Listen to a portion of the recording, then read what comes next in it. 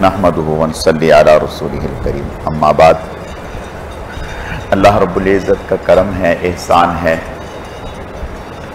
کہ آج ہمارے 25واں پارہ کم و بیش پونا پارہ ہو گیا الحمدللہ۔ ہماری سورہ احزاب میں کچھ احکامات تھے تو وہ بات چل رہی تھی۔ اللہ پاک نے سورہ احزاب میں جناب رسول اللہ صلی اللہ علیہ وسلم کے بارے میں ارشاد فرمایا، ما کان محمد ابا احد من رجالکم ولکن رسول اللہ و خاتم النبیین، کہ آپ آخری نبی ہیں، آپ کے بعد کوئی اور نبی نہیں ہے۔ یہاں کچھ باتیں سمجھیں۔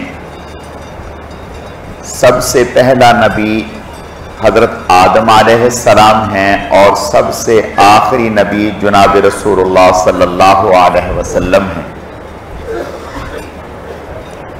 پہلا اسے کہتے ہیں جس سے پہلے کوئی نہ ہو، اور آخری اسے کہتے ہیں جس کے بعد کوئی نہ ہو۔ حضرت آدم علیہ السلام سے پہلے کوئی نہیں اور حضور صلی اللہ علیہ وسلم کے بعد کوئی نہیں۔ آپ اللہ کے آخری نبی ہیں۔ آپ صلی اللہ علیہ وسلم کا ارشاد ہے 200 سے زائد احادیث کہ آپ صلی اللہ علیہ وسلم آخری نبی ہیں۔ انا خاتم النبیین لا نبی بعدی، میں آخری نبی ہوں، میرے بعد کوئی نبی نہیں ہے۔ جو میرے بعد یہ کہے کہ میں نبی ہوں وہ دجال کذاب جھوٹا ہو سکتا ہے، اللہ کا نبی نہیں ہو سکتا۔ یاد رکھیں، اگر کوئی آدمی آپ سے پوچھتا ہے، میں مثال عرض کرتا ہوں کہ فلاں آدمی کیا کر رہا ہے، تو آپ نے کہا کہ وہ نماز پڑھ رہا ہے۔ جب آپ نے کہا نماز پڑھ رہا ہے تو اس کا مطلب یہ ہوا کہ اس کا جسم بھی پاک ہے، وہ جگہ بھی پاک ہے جہاں نماز پڑھ رہا ہے، اور اس کا چہرہ بھی قبلے کی طرف ہے۔ بالکل اسی طرح سے اگر کوئی آدمی یہ کہتا ہے کہ آپ صلی اللہ علیہ وسلم اللہ کے آخری نبی نہیں ہیں، میں بھی نبی ہوں، تو گویا اس نے دوسرے لفظوں میں یوں کہہ دیا کہ یہ کتاب آخری کتاب نہیں، آپ کی امت، یہ جو امت ہے یہ آخری امت نہیں، اور یہ جو شریعت ہے یہ آخری شریعت نہیں ہے۔ تو اس نے کئی ساری چیزوں کا انکار کر دیا۔ اور قرآن پاک میں اللہ پاک نے متعدد بات آپ صلی اللہ علیہ وسلم کے آخری نبی ہونے کے بارے میں بتلایا۔ سورہ بقرہ کے پہلے ہی رکوع میں اللہ پاک نے فرمایا، الذین یؤمنون بما انزل الیک وما انزل من قبلک، ایمان والے وہ ہیں جو آپ پر نازل کیا گیا اس پر ایمان رکھیں، اور جو آپ سے پہلے نبیوں پر نازل کیا گیا اس پر ایمان رکھیں۔ اگر آپ کے بعد کسی اور کو نبی آنا ہوتا تو یوں کہا جاتا کہ جیسے آپ سے پہلوں پر اتارا گیا اس پر بھی ایمان رکھیں، اور جو آپ کے بعد پر اتارا جائے گا اس پر بھی ایمان رکھیں۔ حضور صلی اللہ علیہ وسلم کے دور میں کچھ لوگوں نے نبوت کا جھوٹا دعویٰ کیا۔ آپ صلی اللہ علیہ وسلم نے ایسے فتنوں کی سرکوبی کی اور ان فتنوں کا کلا کما کیا، اور پھر آپ صلی اللہ علیہ وسلم کے بعد بھی کچھ لوگوں نے مختلف ادوار میں جھوٹے نبوت کے دعوے کیے، لیکن امت کے علماء، صلحاء، مقتدر اہل علم ایسے تمام فتنوں کی خبر گیری اور بے خونی کی، اور ایسے فتنوں کا تعاقب کیا، انہیں چھوڑا نہیں۔ چنانچہ آج جو ہے جو ایک بہت بڑا ناسور فتنہ بنا ہوا ہے وہ قادیانیوں کا فتنہ ہے، اور جنہیں انگریزوں کی بھرپور کافروں کی سرپرستی حاصل ہے، اور وہ مختلف دنیا میں مختلف ممالک میں اپنے آپ کو اسلام اور مسلمانوں کے نمائندہ کہہ کر کے پیش کر رہے ہیں۔ اللہ تعالی ہماری حفاظت فرمائے اور ہمارے ملک میں بھی وقتاً فوقتاً مختلف جگہوں پر وہ اپنی سرگرمیاں جاری رکھتے ہیں اور لوگوں کو یہ تاثر دیتے ہیں کہ ہم مسلمان ہیں جبکہ وہ مسلمان نہیں ہیں۔ اگلی آیات میں اللہ پاک نے جناب رسول اللہ صلی اللہ علیہ وسلم کے اوپر درود و سلام کا ذکر فرمایا ہے۔ ان اللہ و ملائکتہ یصلون علی النبی، اللہ اور اس کے فرشتے نبی صلی اللہ علیہ وسلم پر درود و سلام بھیجتے ہیں۔ ایمان والوں کو حکم ہے کہ آپ بھی درود و سلام بھیجیں۔ جب یہ آیات اتریں تو صحابہ کرام رضوان اللہ علیہم اجمعین نے جناب رسول اللہ صلی اللہ علیہ وسلم کی خدمت میں درخواست کی کہ یا رسول اللہ صلی اللہ علیہ وسلم، ہمیں آپ پر سلام بھیجنا ہے، اس کا تو پتہ ہے، ہم التحیات میں کہتے ہیں السلام علیکہ ایھا النبی ورحمت اللہ، لیکن درود کیسے بھیجنا ہے؟ تو آپ صلی اللہ علیہ وسلم نے یہ جو ہم نماز میں درود پڑھتے ہیں، آپ صلی اللہ علیہ وسلم نے یہ پڑھ کر کے بتلایا، فرمایا کہ یہ درود آپ پڑھا کریں اور نماز میں پڑھا کریں تحیات کے بعد۔ علماء نے لکھا کہ نماز میں جو ہم درود پڑھتے ہیں یہ درود پڑھنا سنت مؤکدہ ہے۔ بعض ائمہ حضرت امام شافعی اور امام احمد بن حنبل رحمۃ اللہ علیہ تو فرماتے ہیں کہ نماز میں درود پڑھنا واجب ہے، اگر کسی آدمی نے نماز میں درود نہیں پڑھا تو اس کی نماز نہیں ہوئی، دوبارہ سے اسے لوٹانی پڑے گی۔ صلی اللہ علیہ وسلم نے ارشاد فرمایا کہ جس کے سامنے میرا نام نامی لیا جائے اس پر درود پڑھنا لازم ہے، اگر وہ درود نہیں پڑھتا تو پھر ایسا انسان برباد ہو جائے، رسوا ہو جائے۔ یہ حضرت جبرائیل علیہ الصلوۃ والتسلیم نے دعا کی تھی اور آپ صلی اللہ علیہ وسلم نے اس پر آمین کہی۔ آپ نے ارشاد فرمایا اس سے بڑا بخیل کون ہوگا کہ جس کے سامنے میرا نام لیا ہے اور وہ مجھ پر درود نہ پڑھے۔ اس لیے علماء نے لکھا کہ جہاں آپ صلی اللہ علیہ وسلم کا نام لیا جائے وہاں آپ کا نام سن کر درود پڑھنا چاہیے، لازم ہے۔ ہاں اگر کسی مجلس میں بار بار آپ کا نام آ رہا ہے تو ایک مرتبہ اگر کہہ دیا صلی اللہ علیہ وسلم تو کافی ہو جاتا ہے۔ اسی طرح جب لکھا جائے تو اس وقت بھی صلی اللہ علیہ وآلہ وسلم لکھنا چاہیے۔ بعض لوگ صرف سلام لکھ دیتے ہیں، علماء نے لکھا یہ صحیح نہیں، یہ کافی نہیں، پورا لکھنا چاہیے۔ اور حدیث شریف میں آتا ہے آپ صلی اللہ علیہ وسلم کا ارشاد ہے اگر کسی آدمی نے آپ صلی اللہ علیہ وسلم کا نام نامی لکھ کر اور درود لکھ کر رکھ دیا، جب تک وہ لکھا ہوا رہے گا اس شخص کے نام اعمال میں اجر و ثواب ملتا رہے گا، ملتا رہے گا۔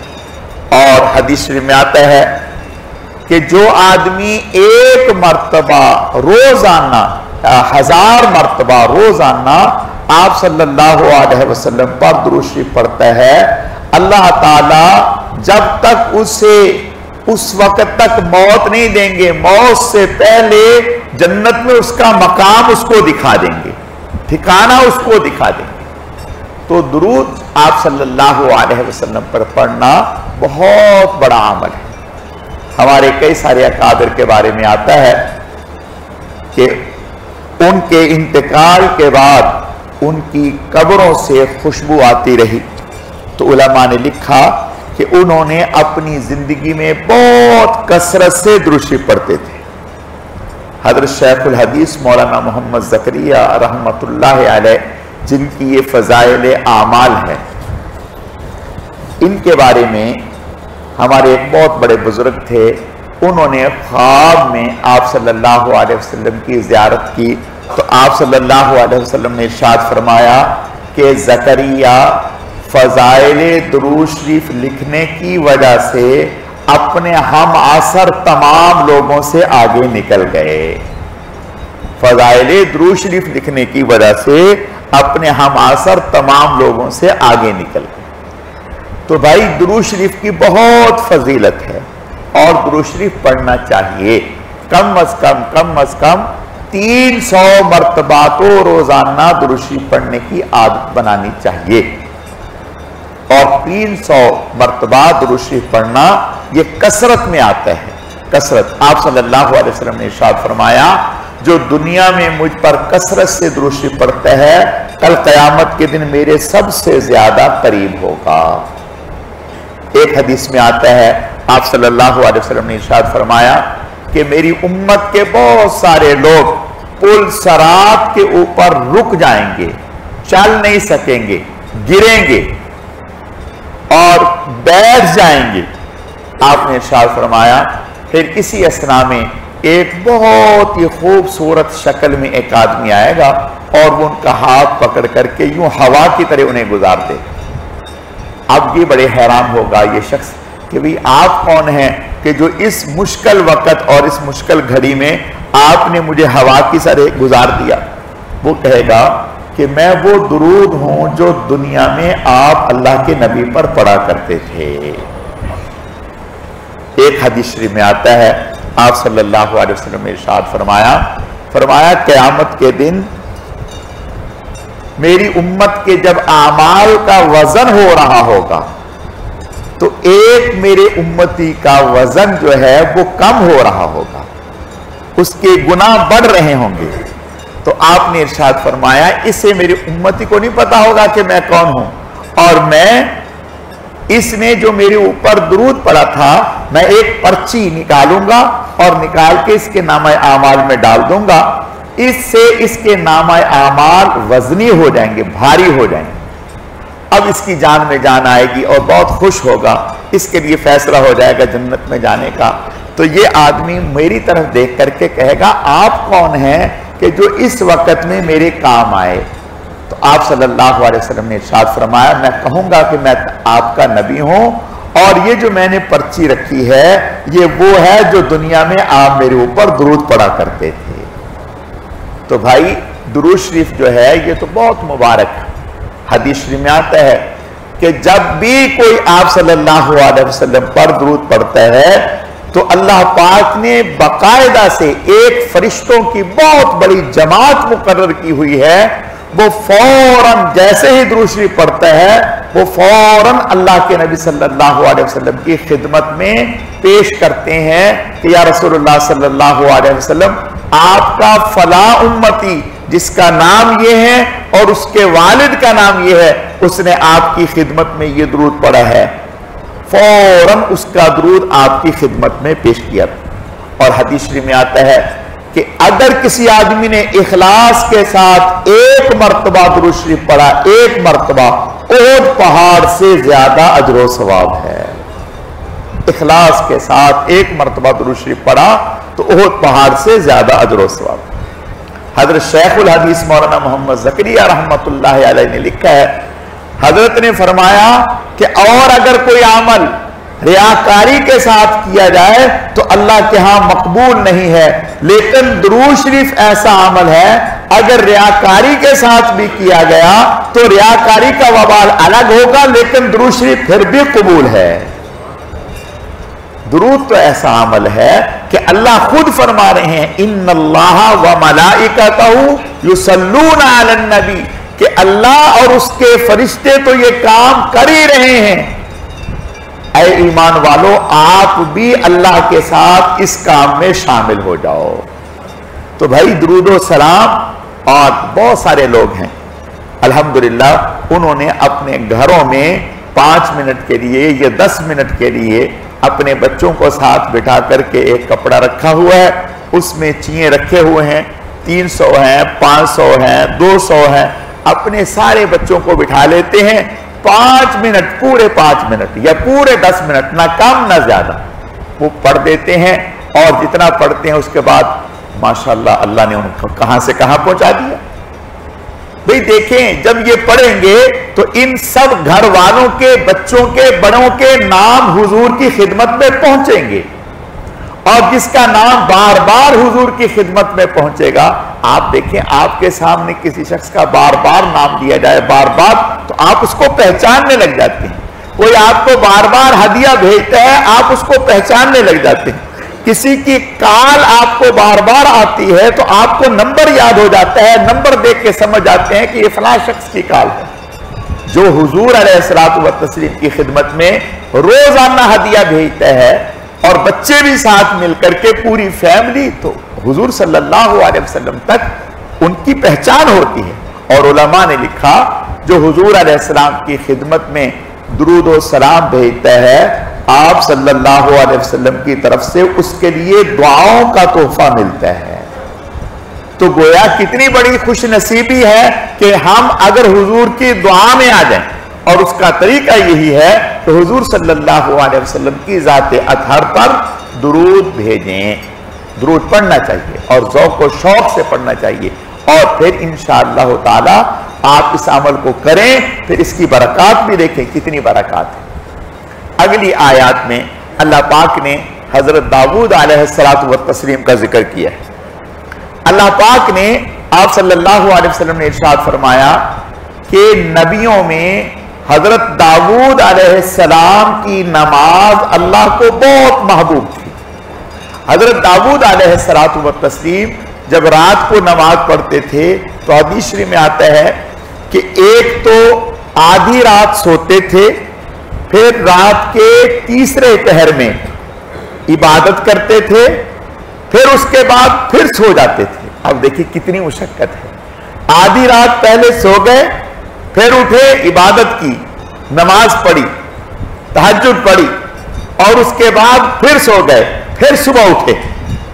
تو آپ صلی اللہ علیہ وسلم نے فرمایا اللہ پاک کو حضرت داؤد علیہ السلام کی نماز اور حضرت کا روزہ بہت پسند تھا، اور روزہ ایک دن رکھتے تھے اور ایک دن چھوڑتے تھے۔ اور حضرت داؤد علیہ السلام نے اپنے گھر میں باوجود اس کے کہ اللہ کے خلیفہ تھے، بادشاہ تھے، اور ایسے عادل و انصاف تھا جس کی مثال نہیں، لیکن 24 گھنٹے حضرت کے گھر میں نظام ایسا بنایا ہوا تھا کہ مصلی خالی نہیں ہوتا تھا، کوئی نہ کوئی نماز پڑھ رہا ہوتا تھا۔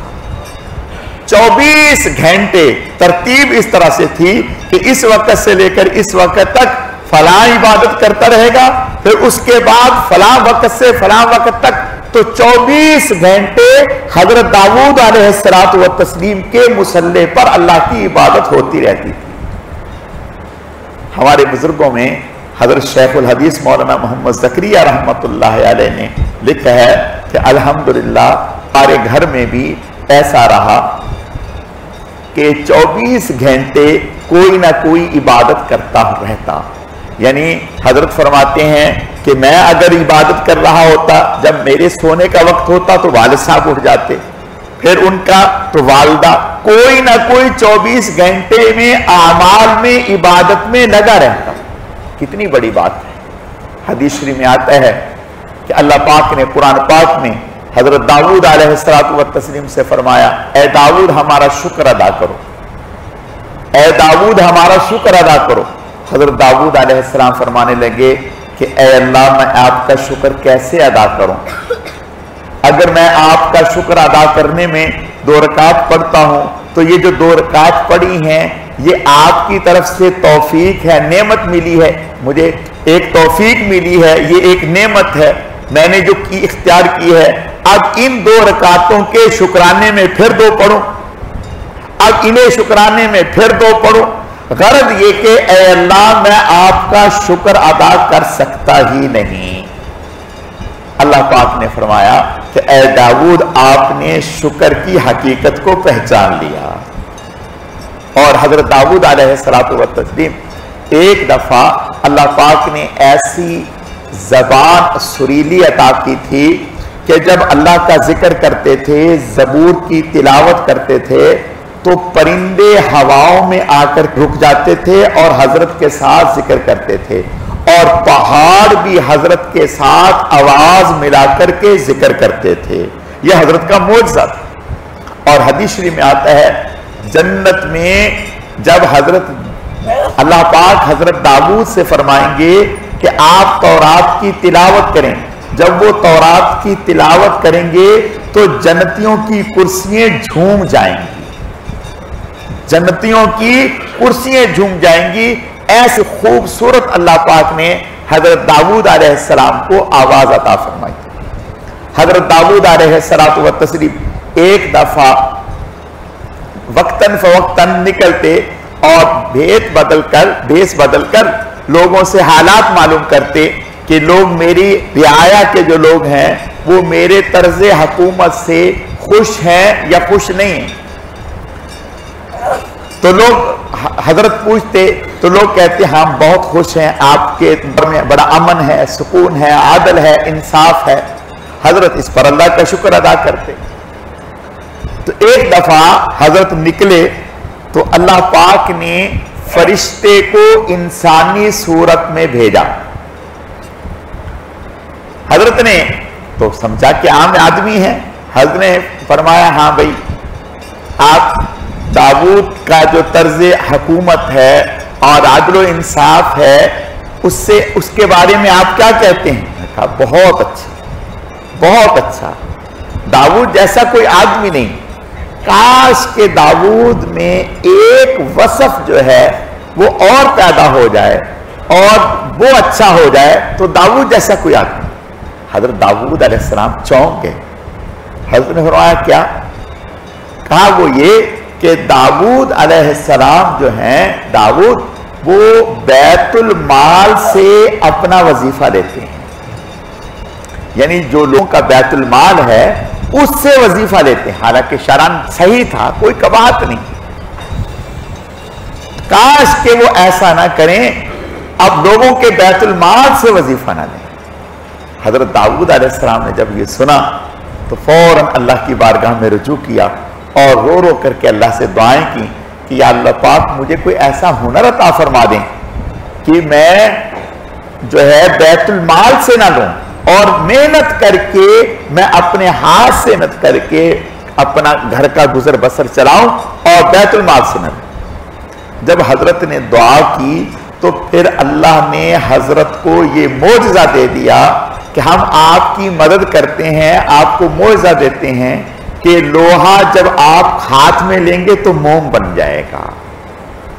لوہا جب ہاتھ میں لیں گے تو موم بن جائے گا. حضرت داؤد علیہ السلام جب لوہے کو ہاتھ میں لیتے آج تو لوہے کو گرم کر کے پگھلایا جاتا ہے یا اس کو جو ہے موڑا جاتا ہے.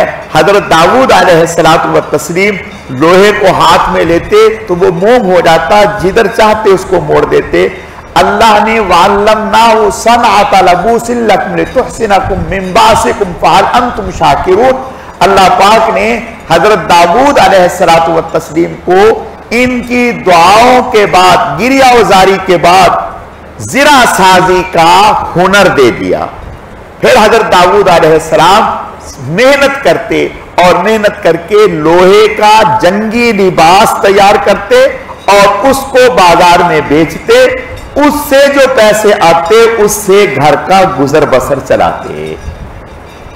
علماء نے لکھا کہ اگرچہ حکمرانوں کے لیے یا اور ایسے لوگ جو ہیں ان کے لیے بیت المال سے لینا جائز ہے, اس میں کوئی قباحت کی بات نہیں ہے, لیکن بہتر یہ ہے کہ اگر وہ اپنے ہاتھ کی کمائی یہ کسی اور ذریعے سے اپنے ذرائع پیدا کریں تو یہ بہت اچھا ہے. سیدنا صدیق اکبر رضی اللہ تعالیٰ جب خلیفہ بنے تو کپڑے کا کام تھا, حضرت تاجر تھے تو کپڑے کے تھان لیے اور بازار کی طرف جانے لگے. حضرت عمر بن خطاب رضی اللہ تعالیٰ نے فرمایا کہاں؟ کہنے لگے کہ بھائی اب میں اپنا کام تو نہیں چھوڑ سکتا, اگر میں اپنا کام چھوڑوں گا تو گھر کا گزر بسر کیسے چلے گا. انہوں نے کہا کہ اگر آپ اپنا کام چلائیں گے تو یہ رعایا کے کام جو لوگوں کے کام ہیں یہ کون دیکھے گا. حضرت ابوبکر صدیق رضی اللہ تعالیٰ عنہ نے فرمایا کہ پھر میرے گھر کا گزر بسر کیسے ہوگا. انہوں نے کہا کہ آپ بیت المال سے وظیفہ لیں گے. انہوں نے کہا طے کون کرے گا؟ اس کے لیے حضرت عمر رضی اللہ تعالیٰ نے فرمایا کہ جنہیں حضور علیہ السلام نے امین الامہ کہا ہے، امت کا امین، حضرت ابو عبیدہ رضی اللہ تعالیٰ فرمایا ان کے پاس چلتے ہیں، جو ان کا مشورہ ہوگا وہ آپ کا بیت المال سے وظیفہ ہوگا. ان کے پاس تشریف لے گئے. انہوں نے کہا جو عام مزدور کی دن بھر کی مزدوری ہوگی اتنا آپ کو وظیفہ ملے گا، لیکن اس کے علاوہ خدمت کے لیے غلام اور ایک سواری اس کے علاوہ آپ کو دے دی جائے گی. یہ لے لیا، حضرت نے قبول کر لیا. ایک دن اہلیہ نے حضرت سے درخواست کی کہ بہت دن ہو گئے کچھ میٹھا نہیں کھایا، اگر آپ اجازت دیں. حضرت نے فرمایا کہ میرے پاس تو اتنے ہی پیسے ہیں، اس میں جو تمہارا کچھ ہوتا ہے تو کر لو. انہوں نے کہا کہ ٹھیک ہے، آپ کی طرف سے اجازت ہے؟ کہا اجازت ہے. انہوں نے تھوڑے تھوڑے پیسے بچانے شروع کر دیے، اور بچانے کے بعد حضرت سے کہا کہ اب ہمارے پاس اتنے پیسے ہو گئے کہ ہم میٹھا تیار کر سکتے ہیں. حضرت نے فرمایا اچھا یہ پیسے تو لاؤ. لیے اور بیت المال میں جمع کر دیے، اور آئندہ کے لیے اپنی تنخواہ میں سے وظیفے میں سے اتنے پیسے اور منہا کر دیے. فرمانے لگے اس کا مطلب یہ ہے کہ میرے گھر کا گزر بسر اس سے بھی کم وظیفے سے ہو سکتا ہے. اور پھر جب انتقال ہونے لگا تو وصیت کر دی کہ میری جو فلاں زمین ہے اس کو بیچ کر 2.25 سال جو میں نے بیت المال سے وظیفہ دیا ہے وہ واپس کر دیا جائے، وہ واپس کر دیا جائے. حضرت عمر بن خطاب رضی اللہ تعالیٰ عنہ کے پاس جب یہ سامان بھیجا گیا اور سواری بھیجی گئی، غلام بھیجا گیا اور وظیفے کے پیسے، حضرت نے فرمایا اللہ تعالیٰ ابو بکر پر رحم کرے، انہوں نے پیچھے آنے والوں کے لیے مشکل پیدا کر دی. حضرت عمر رضی اللہ تعالیٰ بڑے دور اندیش تھے. فرمایا انہوں نے مشکل پیدا کر دی. کیسے مشکل پیدا کر دی؟ اب اگر ہم وظیفہ لیتے ہیں تو لوگ کہیں گے لو ابو بکر تو بہت تقوی والے تھے، انہوں نے تو لیے ہی نہیں اور یہ وظیفہ لے رہے ہیں. اور اگر نہیں لیتے ہیں تو ہمارا گزر بسر کیسے ہوگا؟ ہمارے لیے مشکل کھڑی ہو گئی ہے جی. لیکن حضرت عمر بن خطاب رضی اللہ تعالیٰ عنہ نے بھی ایسا مثالی نظام چلا کر کے دکھایا کہ دنیا اس کی مثال پیش نہیں کر سکتی. تو اللہ پاک نے حضرت داؤد علیہ الصلوۃ والتسلیم کی یہ صفات اور خوبیاں بیان کی. آگے سورہ یاسین میں اللہ پاک نے آخرت کے حالات کو بیان کیا ہے اور اپنے ایک نبی کا ذکر کیا ہے، اور پھر اہل جنت کا ذکر فرمایا ہے، اور پھر اس چیز کا ذکر فرمایا کہ کل قیامت کے دن لوگ اللہ کی بارگاہ میں آ کر کے کچھ لوگ جو ہے وہ جھوٹ بولیں گے اور کہیں گے کہ ہم نے تو کچھ کیا ہی نہیں. تو رب ذوالجلال اس دن یہ فرمائیں گے الیوم نختم علی افواہہم وتکلمنا ایدیہم وتشہد ارجلہم بما کانوا یکسبون. اللہ تعالیٰ زبان پر مہر لگا دیں گے، زبان نہیں بولے گی، ہاتھ پاؤں بولیں گے. وَتُكَلِّمُنَا أَيْدِيهِمْ وَتَشْهَدُ أَرْجُلُهُمْ بِمَا كَانُوا يَكْسِبُونَ. ہاتھ پاؤں بولیں گے اور بول بول کر کے بتائیں گے ہم نے یہ کیا. اس وقت یہ حیران ہو کر کے کہے گا کہ آپ میرے خلاف آج گواہی دے رہے ہیں. قَالُوا أَنْتَقَنَ اللَّهُ الَّذِي أَنْتَقَ كُلَّ شَيْءٍ. اور یہ اس وقت ہاتھ اور پاؤں یہ کہیں گے کہ آج اس اللہ نے جس نے ہر چیز کو زبان دے دی ہے اس نے ہمیں بھی زبان دے دی. اگلی آیات میں ایک ابی بن خلف کافر اور مشرک حضور صلی اللہ علیہ وسلم کے پاس آیا اور ایک بہت ہی بسیدہ سی ہڈی اٹھا کر کے لایا اور لا کر کے ہاتھوں میں لے کر کے یوں مسلتے ہوئے کہا کہ کیا اس کو بھی دوبارہ زندہ کریں گے؟ تو اللہ فرماتے ہیں وَضَرَبَ لَنَا مَثَلًا وَنَسِيَ خَلْقَهُ قَالَ مَنْ يُحْيِي الْعِظَامَ وَهِيَ رَمِيمٌ. یہ ہمارے سامنے مثالیں بیان کرتے ہیں اور اپنی تخلیق کو بھول گئے. جس اللہ نے پانی کے قطرے سے انسان کو وجود بخش دیا ہے، جس نے پہلی مرتبہ پیدا کیا ہے، اس کے لیے دوبارہ پیدا کرنا کیا مشکل ہے. فرمایا اذا اراد شیئا ان یقول له کن فیکون. اللہ تعالیٰ تو کن فیکون ارادے کا نام وجود ہے، اس کے لیے پیدا کرنا کوئی مشکل نہیں. اللہ رب العزت سمجھنے کی، عمل کرنے کی توفیق عطا فرمائے. آج انشاءاللہ تعالی مجلس درود شریف انشاءاللہ 12 بجے شروع ہوگی. انشاءاللہ مجلس درود شریف 12 بجے شروع ہوگی. الحمدللہ رب العالمین والعاقبۃ للمتقین والصلاة والسلام علی سید المرسلین اللہم صلی علی محمد النبی الامی وعلی آلہ واصحابہ وبارک وسلم وصلی علیہ رب اغفر وارحم وانت خیر الراحمین۔ اے اللہ، آج کی اس مبارک مجلس میں جو کچھ کہا سنا گیا اپنی بارگاہ میں قبول فرما، کمی کوتاہیوں کو معاف فرما، ہمارے اعمال میں اخلاص پیدا فرما، اپنی رضا نصیب فرما۔ اے اللہ، اس ماہ مبارک کی صحیح معنوں میں قدردانی کی توفیق عطا فرما، اس کے ایک ایک لمحے